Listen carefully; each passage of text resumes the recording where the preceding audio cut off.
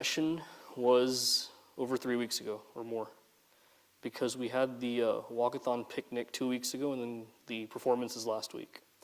So we had Sunday sessions the day after the picnic. I was like completely brain dead that day. I had something prepared, but I was like, I just don't have the brain cells to make it happen. So in the sessions instead, I did a Q&A session. So since I did that there, if I don't do that here and you guys figure out, then I'm done for. So today I was thinking, why not like an informal Q&A? And if you run out of questions, good thing is I have questions for you to answer. So that's why you should generate some questions. So it's usually one brave person that starts, and then other people start asking. So I'll give you 10 seconds to think. It can be about anything. Stuff that we've covered in here, about Balvihar in general, Hinduism in general, Gurudev's vision in general, anything you want to ask, parenting, anything at all. So they're easy questions, I'll answer them. If they're difficult, Ramji's in the back there, he'll answer them for us.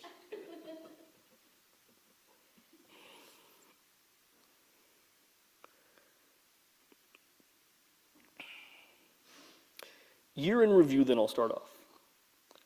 From our discussions we had on fundamentals of Vedanta, what stood out as something you'd want to go deeper into? Now it's your turn to be like Balvihar kids and say, what did we even learn during the year? If I say, what did we do? Nothing, like that. It's like your kids do, right? So was there anything that you would want to dive in further? Because I gave a general idea of what Vedanta is.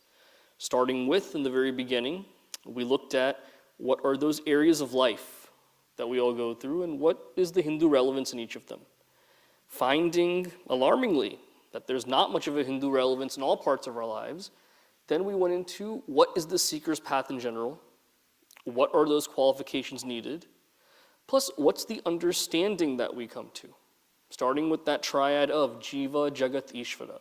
From that framework, going further and seeing. We saw what the practicality of the religion is. Taittiriya Upanishad, we went through that whole section. Shishya Anushasanam. The instructions given to that student upon entering Grihastha Ashrama. That how seamlessly does this knowledge make an appearance in their lives. Then we also had a chance to look at major texts and scriptures and what they have to say. Where what's the consensus and the culmination of the knowledge in the Upanishads, what is the entire structure of the Shastra system, we went through all of that. So at a glance, understanding what is Hinduism saying in general is what we went through.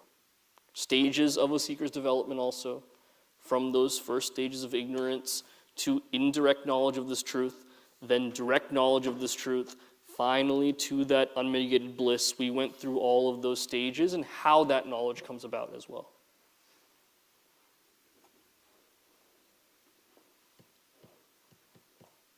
I've stalled enough, it's your turn now.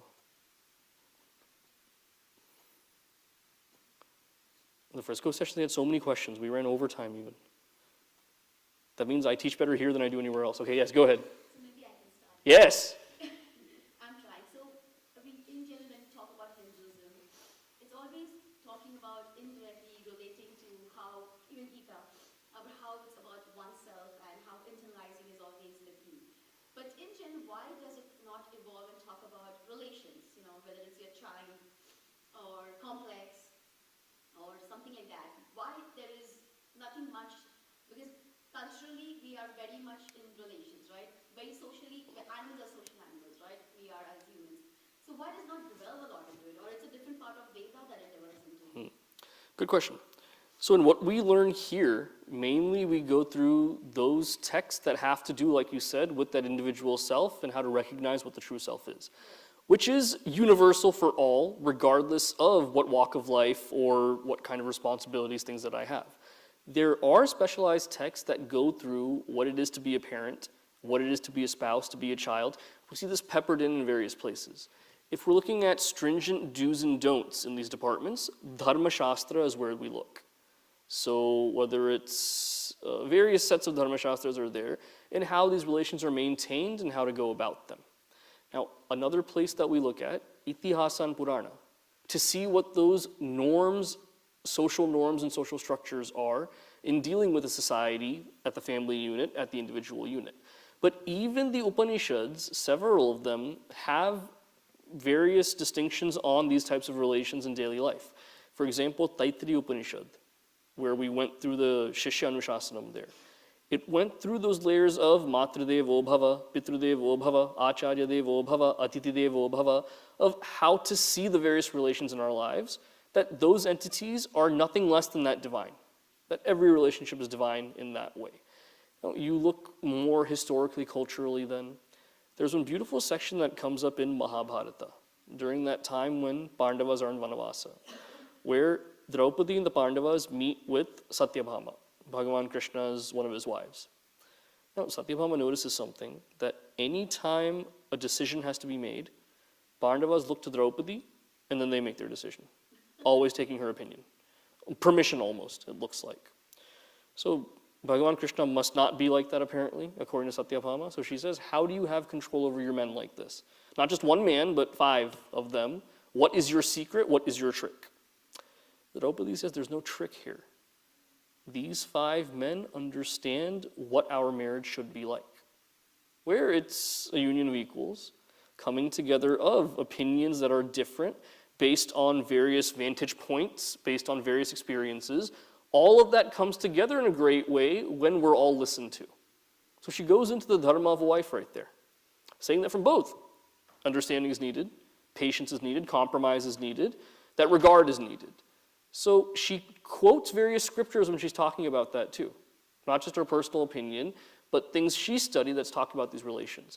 So Dharma Shastras and various texts that have come out over time go deeply into this. For example, Kama Sutra gets a bad rap. It's seen as some kind of erotic manual, right? That's what the West has diluted it to.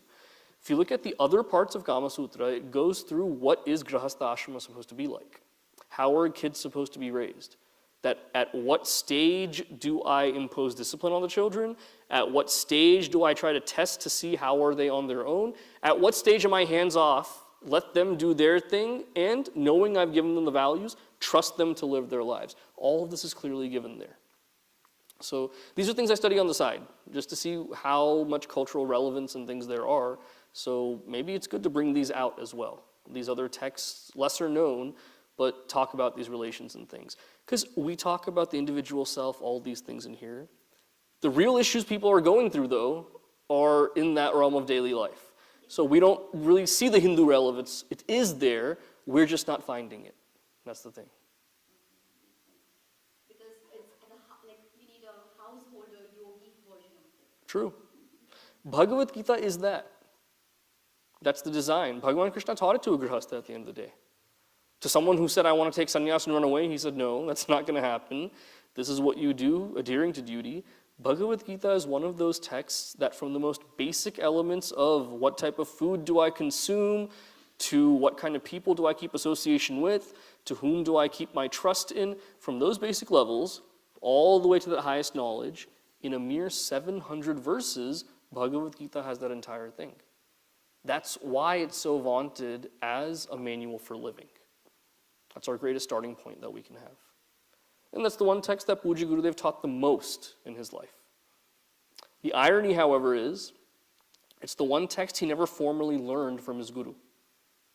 Tapoji Maharaj taught Panchadashi and all the Upanishads. He said the entire essence of Bhagavad Gita is the essence of Upanishads. I've taught you Upanishads, that means I've taught you Gita. No formal teaching of Gita. Yet, ironically, that's the one text he taught the most in the world, his most widely read commentary. Yeah.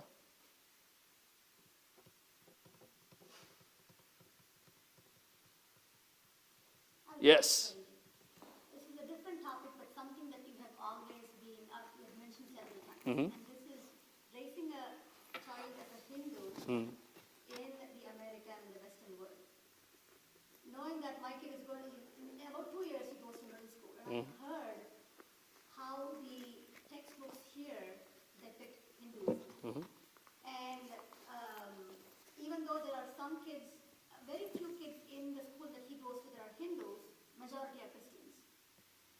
We are trying, of course, as much as possible at home to add the Hindu values, getting them to value it up. But they are in such a curious age where, they talk about religion sometimes in school. They start how do we tell them? Of course, sometimes I feel like saying that, hey, what you're learning in school, what they're saying is not right. But then I don't want to say that their teachers are completely wrong. So what is your advice to parents who are raising kids as Hindus here to hold on to that strong values? It comes from a holistic educational source on the religion. At the end of the day, what Bal Vihar is 1 hour per week. And out of that 1 hour that they're in the Bal Vihar classroom, take away 10 minutes just from opening prayers and closing prayers. Take away 10 more minutes with Hari Om, please be quiet, Hari Om, please be quiet. Okay? So 40 minutes, essentially, a week. If 40 minutes a week, and that's not even every week, that's sometimes you miss Bal Vihar for other events or stuff going on. Out of the 52 weeks in a year, we try to do, 36 weeks of Bal Vihar per year. Performances, this, that, graduation, whatever, you take away 10 weeks, say, okay? 25 weeks you have. 25 hours in a year of educational instruction, what is that going to do for the kid? Honestly speaking. If anything, they know, okay, this is a religion, this is kind of what it says. Beyond that, there's no real relevance right there. There's not much time given. So what is happening outside of these four walls in terms of what they're getting of the religion? The only other institution that's going to give that to them is the family institution. Now, Gurudev says values are not taught, they are caught. So what are the kids seeing at home in terms of what goes on with Hinduism?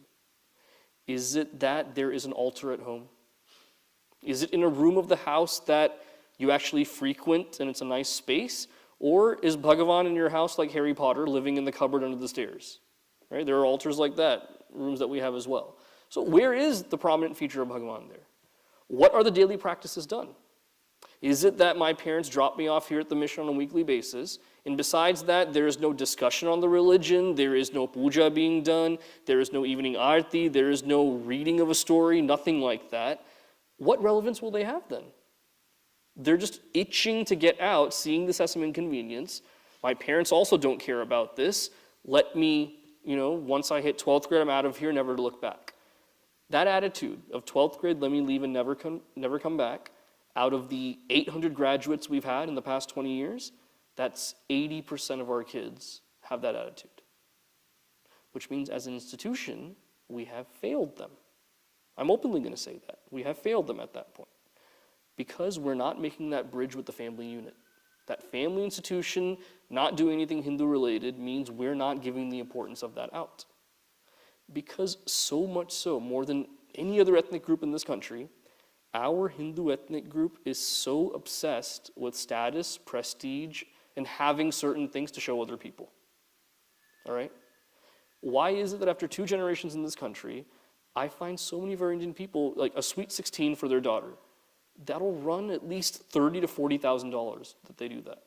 We're again the only group that does that, and other people don't, okay? We live in this little Indian cocoon that we found ourselves in. We think these things are normal. These things are not freaking normal at all, these kinds of things. And we have this obsession with, okay, as long as they get good grades, anything else they do in any other realm of their life, personal life, friends, nothing else matters as long as they're good grades, good college, good job. That's what we've taught our kids. I've seen plenty of kids over the years, over the past 20 years. They've gotten good grades, good jobs, good universities, all of this. They're miserable, completely unhappy, because there is no centering to tether themselves to. No kind of faith to rely on when things get tough. There's just nothing for them to hold on to when they feel like they're in despair. Now, we have done that as a community. Now, juxtapose that with other established communities in this country. What have they done? They've understood so clearly that the school systems will not teach anything about religion to their kids the right way. They know that the educational apparatus is set up to ridicule any kind of religion out there, and so they said, we need to teach our kids everything we can in our religious institution.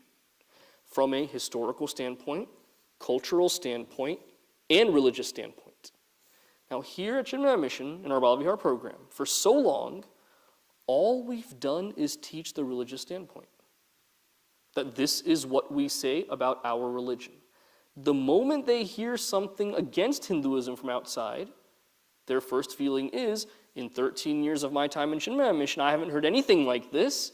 Therefore, it's not that, oh, the outside people are wrong. It's my institution has been lying to me this whole time. They've hidden away this factor of women being oppressed, hidden away this thing about Varna and oppression, because that's what's out there. And there are answers to combat those lies. Our kids have no knowledge of it, because their parents have no knowledge of it either. Because our attitude is, all this education and spirituality is for kids. That's why you see our halls filled and all our centers. However, the parents at some time, there's no one to be found, simply because that's the attitude. And if you pick out any random parent, you ask them 3 questions about Hinduism, it's easy to tell they don't know a darn thing about the religion. Because you also went through a colonial education, right? If anything from your families, you held on to some things, that even goes away. So the challenge of raising a Hindu child in America does not come from, okay, the kids are not responsive. They are responsive, you get to them the right way. In the past few years, in our Balvihar, I showed you the Age of Empire video, right? We've infused a historical understanding, cultural understanding of different things. Unless those are there, there's no pride in the culture. Because right off the bat, like I grew up in Allen, Texas in the 90s and early 2000s, where it's a small town to begin with at that time. And in my graduating class, we had 1,200 kids. Out of those 1,200 kids, maybe 20 to 25 Indians, of which I knew about 10 of them maybe. So there was no pride in being who we were because there was no exposure to other people that looked like us. Therefore, any festival or you kind of pushed everything down. Nothing was able to really express. Now contrast that with the state of DFW now in 2025. Places like Frisco, places like Valley Ranch, Irving, our people have peacefully conquered these places. Like silent gangs taking over, we've taken over. The white people have gotten scared and packed up and left also. Okay, that's what we've done in these places. So you must say, okay, now that we've dominated this much, 70% of the school system's us, now kids must be proud to be what they are. Still no. Because they're in a society where the more you conform to the way people are, where you are, you're not seen as valid or cool. What kids? We find the same thing with adults as well. We find that. So the real challenge comes in what is the exposure that we have to the various things that we do. You look at any church, synagogue, mosque in the area, any successful one. By the time the kids are in 7th or 8th grade, instead of just their weekly prayer sessions on Sundays that they have something else that the kid does weekly at that spiritual institution. Some kind of Bible study, some kind of class, some kind of workshop. They do something there, even social events and things. Now, here we ask to come once more a week than usual for some play practice or something. The parents grumble like anything about that, right? So I started one more high school class because the high schoolers were saying they're bored in Balvihar class. I said, okay. They're like, oh, we don't want to come anymore because we're bored. I said, okay, have class with me once a week, and let's see how you're bored then after having class with me. So stipulation was you have to attend Saturday, Sunday. If you don't attend that session, you can't come to my class. So we started a Wednesday online high school class. Those kids that attend have a good time because the biggest thing I do in that class is I talk 20% of the time, the kids talk 80% of the time. It's not like here where I hold you hostage for an hour and put you to sleep. That's not how those classes are, I promise. I only talk 20% of the time. It's about asking those right questions, getting their viewpoints, and then steering the discussion in a way that they can understand what's going on.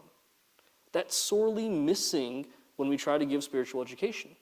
The expectation from us as a culture is, I'll talk, you as the kid listen. There's no scope to question, no scope to say anything. We'll give you an example then. Last week, I got a call from one of our Frisco high school students. This is not being recorded, right? Good. I got a call from one of our Frisco high school students, where you may have heard there was a tragedy that happened a couple weeks ago. At a track meet that was going on in Frisco, there was a dispute and one kid got stabbed to death. So the student that called me was at that event and he saw it happen right in front of him. So he was quite rattled. And his question centered around, and this is natural to go to, if there is a Bhagavan and he is divine and this and that, then why does something like this happen to an innocent child? How can God sit there and let this happen? Was what he was asking. So we talked about Karma Siddhanta. We talked for about 45 minutes. We talked about Karma Siddhanta. We talked about what we can perceive and what's beyond our knowledge. I give him a multitude of topics to think about. What stuck with me from his end was, He said, I told my dad that I was having a lack of faith because of this, and my dad didn't take it well. He got kind of angry at me. That's the issue. When our kids express there's a lack of faith or lack of connection to Hinduism, anger is not the solution right there. Annoyance and saying you have to have that faith is not the solution. How are we catering to their intellectual development if that's our solution right there? Simply believe because it's said to you. More importantly, Hinduism does not say that. It says question things until you understand it. When I was a high school student, 12th grade, I skipped 8 straight weeks of Balvihar. That's 2 months. I just didn't like my classes. I skipped 8 straight weeks. In January, Swamiji pulled me aside. He said, dude, I like you, but if you want to graduate, you got to come. My response to him was, I don't want to graduate from your institution, is what I told him. He said, let's not say stupid things. Your parents have brought you here for 12 years by this point. At least out of respect for them, come and graduate. I said, okay, I will. I was an atheist, had no belief in this. Because the way it was presented to me was not in a convincing way, I didn't believe any of it. So then he said, look, you feel this way. My door is open to you anytime. Come and ask me whatever you want to ask me. So I would go and I would fire away on a weekly basis. Why is this like this? I hear this. I've read this. I've told him all of these things. Patiently answered every single question. Not to say that if your kids come to me and ask questions that will turn them into this. That's not where I'm going with it. This was just something that randomly happened at some point. But when we appeal to their logical side, have them understand these things instead of saying just believe, that's when those values really get passed down. So in 2 ways. One is the family following these values on a daily basis. Because when they learn here that you need to have a humble outlook, materialism does not matter, you need to look for the deeper essence in people and not judge them, is that really being exemplified in their homes?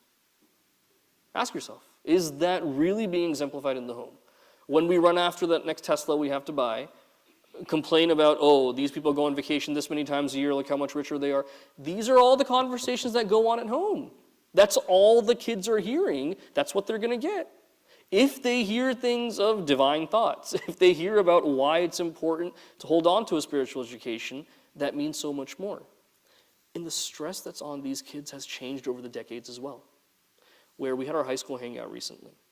The time that I do my research is during these high school hangouts, just seeing how they're interacting, what they're talking about. So dinner time then, okay? They form their organic little groups of 5 or 6 kids sitting, the kids that know each other, and they have conversations. So I walk around. I don't eat during that time. I just walk around, spend some time with each group. As I'm walking around, this was just 3 weeks ago, every conversation that I go to from these 9th to 12th graders, it's all about that test they took the other day, this teacher at school, how hard this or that class is, about their SAT. That's all they're talking about. I'm not even kidding you. Every single group is only talking about that. And Sanjana ji and I were like perplexed. They said, dude, 15 years ago when we were their age, we would talk sports or nonsense or YouTube videos or about which pretty girl or hot guy there, anything else we talk about, it wasn't always about school. That's all these kids talk about. Do you see the concern right there? That when you're invested in that fully, where there is nothing else that comes into your mind, that's the only conversation you end up having. That's where these kids are right now. That's unique to our ethnic group. That is unique to the age that we live in right now. It's not normal. So holistically having to give them something beyond just what they're only seeing in the outside world. Now, this camp that we have right now, I'll be honest, we're struggling to get registrants.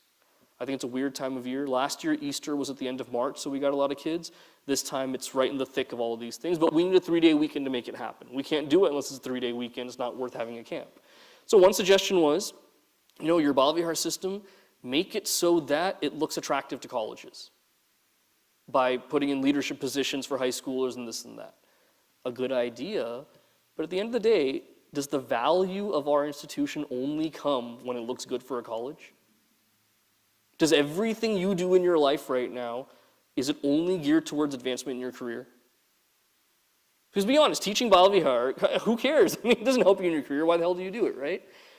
Are we going to teach the kids that, okay, only take advantage of any opportunity and give your time there if it helps you for some other purpose? Or is there a higher purpose in mind? The other institutions have that higher purpose in mind. We're not yet conveying that to our kids. Now, I don't have the answer to it. I can't do it alone either. It takes all of us to make it happen.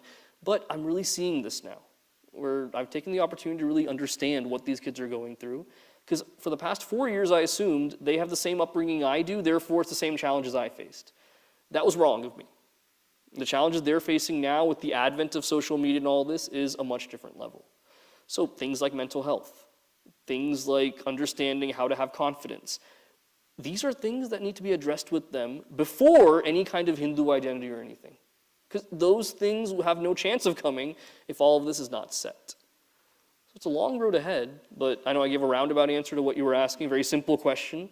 Comes down to what's done in the family unit, plus what are they actually coming here for? If we understand that and cater to that better, we'll see a difference. Yes? I have two questions. First one is a little personal. Mm-hmm. So, we've seen you here, and you speak with a lot of conviction. The way you interact with kids, it's very free-flowing. And is that something you were always like that? Is that something that happened after you became a brahmachari? Or is this an outcome of a daily practice that you do? If you ask my Balvihar teachers about me, the ones I had growing up, they'll say he could never keep his mouth shut in class. Will be their biggest one. I've always been a super outgoing person. I love being around people. The more people in a crowd they are, the better I do. I love meeting new people, interacting, learning about people's careers and their interests and stuff like this. Like you see, if I come to picture at your house, I'm always peppering you with questions. Yeah, what do you do for your job? What's the fun part of your job like this? So that was always there. I think what's come out of this training and being a brahmachari and everything is understanding to look at people not just with, of what use are they for me, right? That's something I used to do before a lot. Any relationship that I'm in or any friendship that I strike up, what can I get from this? Is it that they're well connected? Is it that they can teach me something so I can use it for something else? Here, it's just simply knowing people for the sake of it and helping them understand this vision of Gurudev. That's what has changed. But free-flowing, being gregarious, having that openness with people, that was always really fun for me to do. Even at Vedanta course when we were there, we have that 1-year play that we're supposed to do. After the 2-year course, after 1 year, you perform a play based on what you've learned so far. So I was really ill at that time. I'd lost 30 pounds in the first year of the course. So I said, I don't want to do play practices on top of class. I need to catch up on my coursework and understand everything. They said, okay. But then I got pulled in to help write a little bit of the script. I got pulled in to train one of the actors. Before the time we got on stage, I was the director, main actor, and the main script writer, right? So it's something I couldn't hold in any longer. It just had to come out, that I have to work with people and enjoy it. So that's what it is. And your second question? Second question is on Bhagavad Gita. Uh-huh. So one fundamental thing in Hinduism is God made this world out of himself. And that's very unique to Hinduism. So he's in everything, humans, animals, even inanimate objects. So there's a portion in Bhagavad Gita where Bhagavan says, among the fishes I am a shark, I am a Veda, among the Vedas I am Samaveda, and then comes to the controversial one, he says, among the Varnas I am a Brahmana. So what is the meaning of that? Even though he created everything, he's in everything, why does he say that in that particular way? Where despite everything being there, there is always an essence of that thing. The things that makes it what it is, the dharma of that thing. So I think 10th chapter is what you must be referring to, the Vibhuti Yoga. So in there he says, in the water, I'm the wetness of the water. Wetness of the water. Now, okay, take wetness away from water, is it water anymore? It's not that thing anymore. The very essence of it that makes it what it is, that is what I am. Because the reason he has to give this explanation is, it's so tempting for us to see that which we don't like as ungodly, that which we hold in favor to be divine and godly, right? So if I see something that's pernicious, like a bacteria, for instance, even that is nothing but divinity because it comes from that Bhagavan, produced from that Bhagavan. And something we consider to be bad is meant for maintaining that equilibrium in all of creation.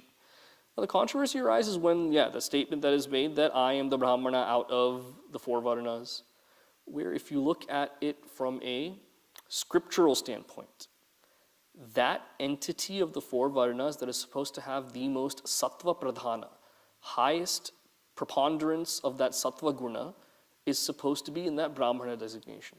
Supposed to be in that Brahmana designation. That's largely fallen away in this day and age.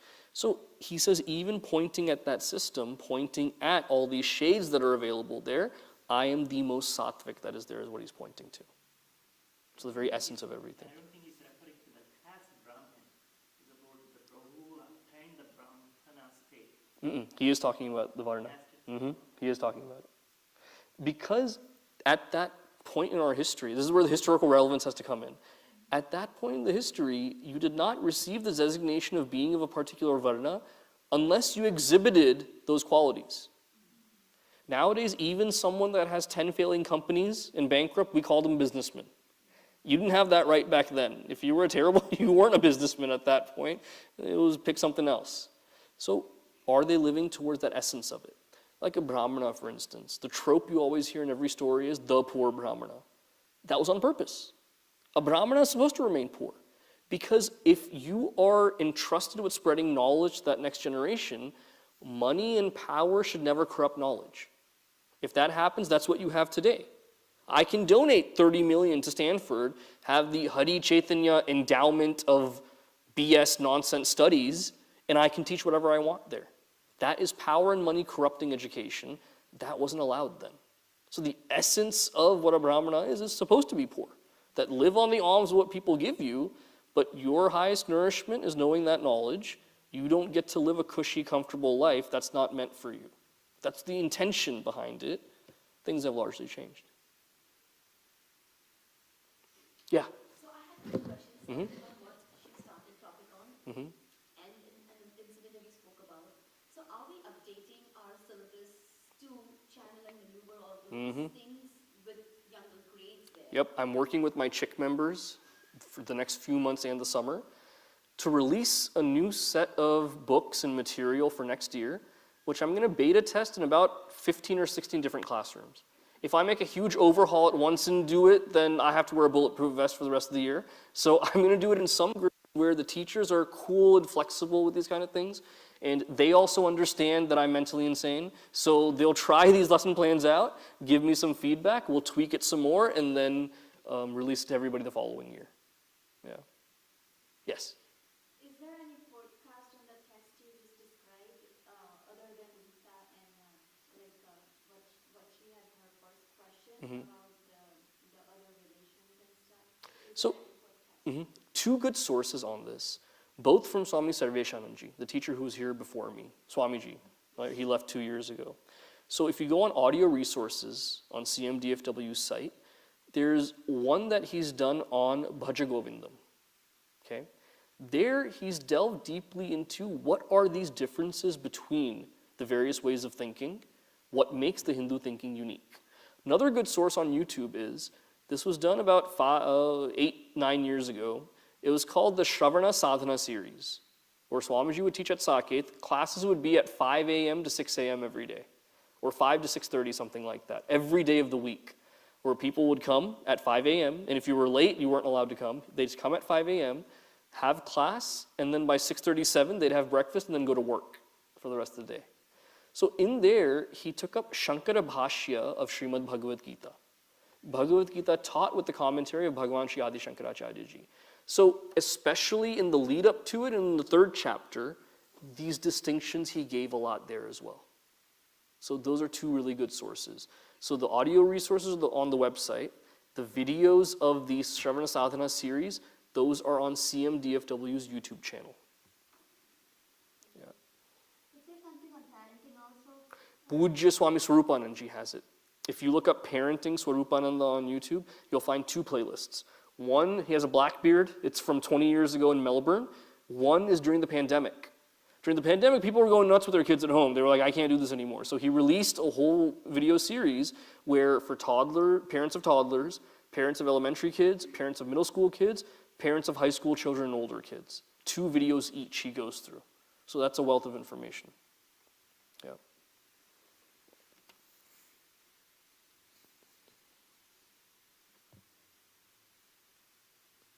How many of you are teaching next year? Yeah. You're not? Yeah, you are, yeah, thanks. You're an empty nester next year. You have all the time in the world. Come live with me, we'll have fun. We'll go on road trips and stuff. Your plate is full? Your plants and everything? But consider being a Bhavihar teacher. First knee-jerk reaction is, I don't know all this stuff. And no one knows all this stuff. That's why we're learning and teaching. Teaching is the best way to learn all of it. Because we need various opinions and diverse views in the teaching circuit. And as any Bhavihar graduate will tell you, didn't we have so many different kinds of teachers growing up? That's what made it great. Different perspectives, different walks of life. That made it so enriching. First thing is, people usually say, I don't know the material or I don't have the time, things like this. One man was really honest with me. I said, you should be a Bhavihar teacher. He said, Hari, honestly, I don't like kids. And I was like, dude, you have 2 kids. He's like, yeah. I like them now because they're adults. It's just I don't like kids. So unless you don't like kids, that's the only valid excuse. I'm sure the rest of you do like kids, so please do consider doing it. Now, kids will be kids. That's the way they're supposed to be. Yes? Yeah, what is the approximate time commitment to the teacher? So you'll find 1.5 hours, every single week here, every Sunday or Saturday. The other training times are, we'll have one mass training at the beginning of the school year, August, September, around then, where it's like a half or full day training, 9 a.m. to about 3 p.m. at Saket. We're generalized training where we give you a rundown of anything new coming up during the year, teaching skills, exercises, things like this. Then I like to do one Zoom online training with teachers for each specific grade level. That's for 2 hours. We're going through the material that you have to teach that year, plus any other administrative things that you have to go through. Now, over the years I've found that Zoom training I do online for those 2 hours with the teachers, out of like 14 eligible teachers, like 14 second grade teachers we have throughout, 4 to 5 of them will attend that training, not more than that. And here I am killing myself doing 2-hour trainings, one after the other, to the point where in the span of 3 weeks, I've done like 20 hours of training almost. So I'm looking at a new way of doing it. Is it that I create YouTube modules and you watch it on your own time? Is it that I do it in smaller groups throughout the year? I'm still figuring that out. And how do you assign what grade they would teach? Based on your preference mainly. Where the one rule we have is you can't teach the same grade that your kid is in. We've been there, done that, too many complications. Your kid will be happier, you'll be happier without that. But the second thing is, if you give me a range, I can place you in a class. So if you say it's either 5th grade or I won't talk to you ever again, I can't promise that. But if you give me, say, like a 5th through 8th grade, I can try to place you somewhere in there. And for high school mainly, what I've done this past 2 years is trying to put our college students and CHIC members teaching high school. Just because I see that they're relating to them more. Plus the chicks are more malleable. I can kind of, train them in different ways to do more creative things and stuff in there. But when it comes to any age group, there's no such thing as if you're teaching a higher grade, you're a better teacher, lower grade, you're a bad teacher. That's not true at all. And any 12th grade teacher that says something like that, I say, I'm going to threaten them. I'll put you in kindergarten next year, let's see how you do. Every single grade level has its own challenges and skill set that you have to have. Kindergarten to 3rd grade, your energy levels as a teacher have to be sky high in there. Or else, like a shark smelling blood, they'll sniff that you're kind of scared or low energy, they will eat you up like a shark, I'm telling you. Because you can go to the high school level and say, hey, I'm a bit tired today, long day, let's have a discussion. You think that's going to work in 2nd grade? Like Gulliver's Travels, they'll like those little tiny people that take over that big guy like that, they'll tie you down and they'll eat your lunch money and everything. It'll happen. At the same time, 9th or 10th grade, the disinterest showed in 9th and 10th grade, you won't find that anywhere else. Like, I could pull a rabbit out of my hat, they'd still be there like, impress me now, please. And parents of 9th and 10th graders, So there, you have to be interesting and be ready for some of the most outlandish questions as well.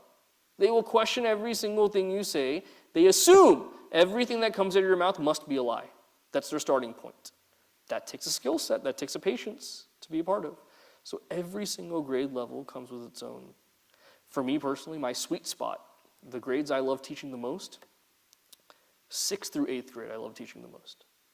They're bright enough and mature enough to where they can have their own opinions and express them in a thoughtful way. They're still young enough where they're not too cool for Bal Vihar. So that 6th through 8th grade span, I thoroughly enjoy. Any of these Bal Vihar camps that we have where there's a bunch of brahmacharis that are there, I either prefer high school or that 6th to 8th grade. Those are my two favorite spots to take up. And then they'll give me kindergarten, which I have fun there also. I'm fine anywhere, but that's the real sweet spot where I feel I have the most impact.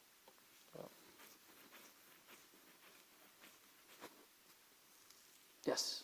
You mentioned about how to get the kids more into the Hindu culture. It's not just bringing up the Balavihar, but it has to be an everyday practice at home. Do you prescribe something for Yeah. Have a process every evening. That I know some families have the rule that, unless we're all together, we don't eat dinner. Everyone, no matter how much homework, whatever, these 30 minutes you can carve, you have to eat at the end of the day, carve out, we're all having dinner together. Go one step further than that. Before having that dinner, have a brief arati at home, where there's Bhagavan's altar, chant something, sing something brief. Don't make this like an hour-long thing, okay? They will hate Hinduism, they'll hate me for recommending this to you also. But do something that's kind of shorter. That is, consistency is the key. That's done every single day. Then slowly, once that becomes a practice, you build on it a step further. Once a week or so, sitting with them, going through one story of Ramayana or Mahabharata with them, showing that you as a parent are also doing this self-study for yourself. Not simply that Balavihar and this knowledge is just for them. You as a parent are still learning more about the religion. You're also going through it, clearing up doubts for yourself. Have that time. It could be 1 hour a week, say. During that time, all that goes on is this. Either you're watching a satsang on YouTube while your kids are watching something related to that or reading something related to that. Whole family gets involved in doing that once a week. That'll make so many strides. And I know it sounds crazy that I'm saying this because it's like, hey, who does this? That's the problem. Who does this? That's why we're not getting that message out to them. So things like this will help a lot. I had one friend, the rule in his house was, until you chant Vishnu Sahasranam completely, there's no dinner. So his dad had a traveling job. So when the dad was traveling, then he, Shuklam Bharadam Vishnu, that's how he'd chant it really quickly. If his dad was in town, though, he's imitated it for me before. The way it is, dinner will be about to be served. Plates are there. They're sitting at the dinner table. His dad will begin. Shuklam Bharadharam Vishnum. Bing. Like that. He said, by the end of Vishnu Sahasranam, I'm seeing 2 plates. I'm about to get dizzy and pass away. Don't do that to your kids, please. That's not the right way to do it. They'll only not like it anymore. And whenever there's special occasions going on, having them involved in those occasions. I went to someone's house for a Satyanarayana Vrata recently. Okay, kids are nowhere. I see the parents. Kids are nowhere to be found. I said, "Where are the kids?" He said, "Oh, they're playing upstairs." These are kids who are 14, 15. Why are they not down there during that puja? That gives them the idea that, okay, all this religious stuff is for my parents. For me, it doesn't matter because my parents don't care. I'm going to play upstairs. You think when they're 30, 40, 50, they're going to care about this stuff at that point? It won't matter to them. Now, when I go to people's homes for Guru Padaka Puja, like we're doing these few months, Sanjana ji and I are like, hey, have the kids sit in the front. They do the Abhisheka and everything. They say, oh, we don't let our kids do this. It's meant for them. You want them to have all of this and have this exposure. Have them actually do it for the first time. That's what it is. That's why when we do those 15 minutes of puja in the sessions, people come up to me. They say, hey, you don't thoroughly do it. You run through everything in 15 minutes. You might as well not even do it, or it sets us back with the scheduling and everything that we have. I say, look, Ram Navami Puja or Shivaratri Puja, these 15 minutes that we do, for this next generation of kids, literally, that may be their only exposure to puja that they ever have in their childhood. Because their parents aren't taking them anywhere for it, and they're not doing it at home themselves. This is the only, especially people like me, born and raised here who are having kids, I guarantee you they're not doing anything like this. This is the only exposure that they get. Because the fun parts of Hinduism are fun to do. Dandiya, Ras, Garba, or holy throwing colors, or eating sweets on Diwali, this is all fun. That will get carried on. But the more deeper things that are seemingly boring to them, that have a deeper significance, it's our job to get that across as well. That's what will make that difference.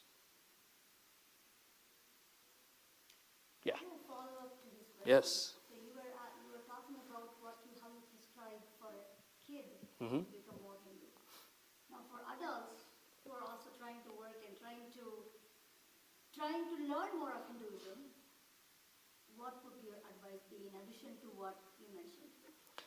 Have that time every day for yourself, 30 minutes or so, just dedicated to sadhana and spiritual activities. That can be a Nitya Puja that's done. That can be reading a story from Ramayana, Mahabharata, Bhagavatam, something that keeps you engaged in it. That can be a japa process as well. Simply having a japamala, Bhagavan's murti in front of you, chanting that name of Bhagavan. Doesn't have to be more than 20 minutes. I know, scheduling, especially being a parent and working and all of this, I know, it's crazy. At least that 30 minutes carving out. Or else that centeredness doesn't come because that consistency is not there, right? So inculcating these practices and putting it in, making it consistent. Study is one of the most important ones then. So I think if you're commuting to work and you're driving, listen to a lecture on the way there, listen to a lecture on the way back. You'd be surprised how much you can infuse really just by doing that. Because say Puja Guruji on YouTube, he taught Kathopanishad recently. 34 sessions on it, okay? You listen to one of those sessions a day, by about a month, you've gone through one entire Upanishad like that. Imagine the learning curve and how much you gain from it. Because often, what do we use our commute time for? Are you calling anyone during that time? Some people do. Talking to family, WhatsApping, yeah. I know people that do that. Or it's also used for maybe squeezing in one more corporate meeting during the day that you can't do in person, that you just take it from the car. The radio or something, or I listen to podcasts when I'm in the car. Like, to relate to you all and to the kids, I listen to business podcasts and pop culture podcasts. That's also my work time, where I can understand what's going on with the world and things. So listen to a lecture. That will take us very, very far. And if you go to CHINFO, Chinfo, that's the YouTube channel, all of Chinmaya International Foundation's classes, they're there on YouTube, all right, by Swami Sharadanandji and by Brahmachari Ved Chaitanyaji. So everything from Tattva Bodha, Atma Bodha, Darshanas, they go into all of these things there. CMDFW's YouTube channel, plenty by Swami Sarveshanandji on a multitude of different topics. So there's never enough Shravanam that we can have. This is a wonderful opportunity for it.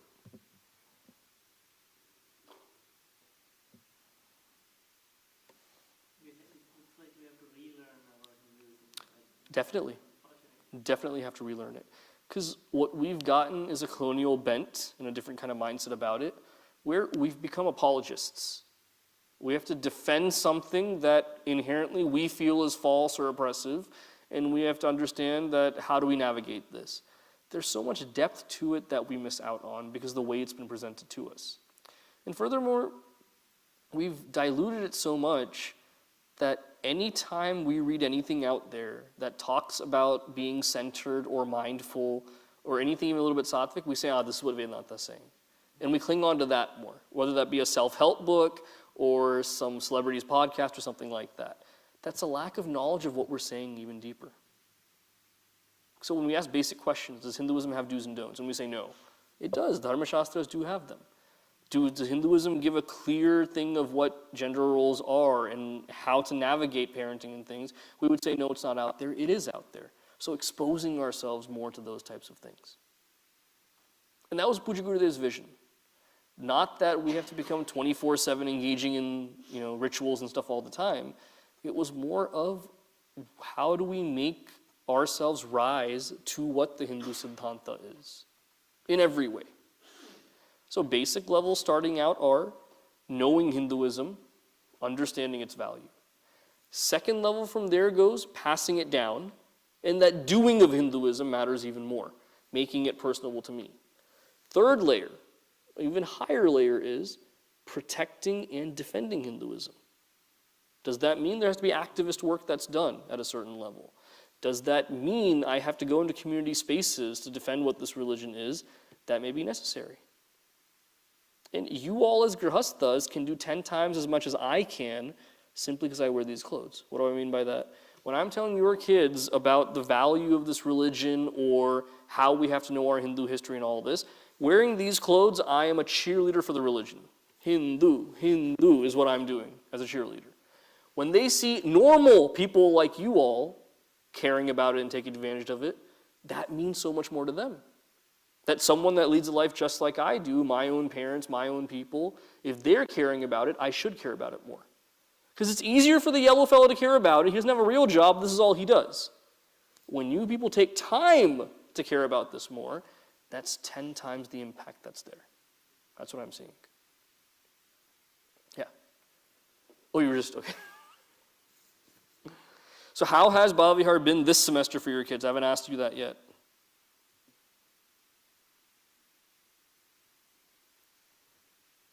Are they saying anything positive, negative, anything at all? Or how is Bal Vihar? That's what they say. They enjoy it, especially with the play. That brings them together. It brought them together. Play does so many things for us. One, it brings the parents, they're more involved. From the kids' costume to bringing them to special practice, all of this. Does it stress out the teachers? Yes. But it also serves as a way for the kids to know each other better, to know their teachers better as well. Where it's not just the same structured environment week in and week out. There's some more interaction going on. For me, last year, Ram Navami, one of my classmates that I hadn't seen in years came with his parents. All right? We grew up in Bal Vihar together. We were having lunch together that day. And the conversation turned to our Bal Vihar days, and it was about the plays and the performances. We remembered each and every one of them. This past picnic time, the doctor that was at the table, she graduated Bal Vihar with me as well. Over the years, she got married and everything. I not lost touch, but I just didn't see her for a long time. I saw her for the first time about 6 years, and we were talking. Again, talking about Bal Vihar, topic went to our plays. That's the most memorable time we have in Bal Vihar. So sorry to say to my teachers that I don't remember what you taught me in 10th grade about Bhagavad Gita. I learned it later on. But what we did in the plays and stuff, that will never leave our mind. We had a great time. And they remember the story that way too. They connect with the story better in that way. My first grader Yep. asked him after the play, I was like, did you know his story, what they come from? He said, yes, my teacher told me I can see it. Exactly. And my daughter performed third grader for a few weeks, and we go back to that play, I was like, oh, do you remember what she did? What was the husband saying? What was the wife saying? And he remembers that. As a kid, I hated going to Bharatanatyam Arangetrams and things like that. I didn't understand, dance, who cares, as a kid. Once I started really getting the plays and things and knowing the stories better, I was sitting there at a friend's Arangetram, so I can't even get up and go because she's a friend, she's going to get mad at me later if she knows that. I was watching, and then I was like, wait, I know this story. Oh, I know this one too. That made so much more sense. I was engaging in that way because I know what's going on up there. That those movements actually, believe it or not, mean something. That made a big difference. So that recognition through that cultural way, and that's what the plays are meant for then. And no matter what age they are, even a 12th grader, they love being on stage and performing. They hold each other accountable then. Like one grade, they assigned Ramji's role. Rama did not come for 3 practices in a row. The kids were the ones that called him and said, dude, you have to come, or else we're going to replace you with someone else. He came for the next one. So accountability is there. That people are counting on me to make something happen. I better show up to come for this. If not for that, when else are our kids held accountable in Bal Vihar? Not really. You skip a week, you skip 5 weeks, who cares? What's the consequence of it, right? So it brings that accountability. So with that, thank you for having the Q&A with me. I did it so I could be equal to all sessions. I believe in equality in that a lot. So when is our Chitrakoot graduation? Is it not next weekend, but the weekend after that? 25th, 26th, that Saturday, please make sure you come. It's really inspiring for the kids to see graduations. One of my first decisions when Swamiji left was to make all the graduations in the sessions, like we had in the past. Or else we're one corporate entity where we have 90 kids up there. It's like a school graduation. Here the kids make speeches. You get to know them on a personal level. That's inspiring for our kids. So please do come for graduation in 2 weeks. Right? Om Shanti Shanti Shanti Harihi Om Shri Guru Pyo Namaha Harihi Om